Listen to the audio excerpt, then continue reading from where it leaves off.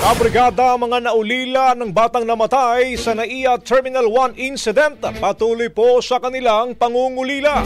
Brigada Ann Cortez, ibrigada mo! Brigada Live Report!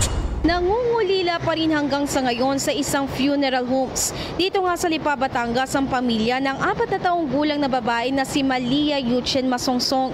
Si Malia ang isa sa mga nabiktima ng kamakailang pag-araro ng itim na sasakyan sa may rampa ng NAIA Terminal 1. Sa exclusive interview ng Brigada News FM team ay binahagi ng mga kamag-anak nito na sobrang sweet at sobrang bait na bata ni Malia at close na close rin ito sa kanyang ina. Ibinahagi rin naman ito na base sa kanilang natanggap na impormasyon mula sa tatay ng bata ay nakalabas na ng emergency room ang nanay ni Malia at kasalukuyan na nga nasa recovery room. Samantala, hindi pa rin maiwasang manghinayang ng ilan niyang kamag-anak dahil kung meron lang umanong maayos na barrier sa rampa ay posibleng ligtas pa ngayon ang naturang bata.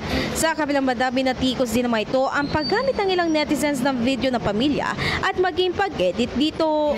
In the heart of changing lives, ako si Brigada Ann Cortez ng 105.1 Brigada News FM Manila, the Music News Authority. Bagong Brigada Balita Nationwide. Ang bahaging ito ay hatid sa atin ng Fast Relax. Tanggal ang sakit, ora mismo.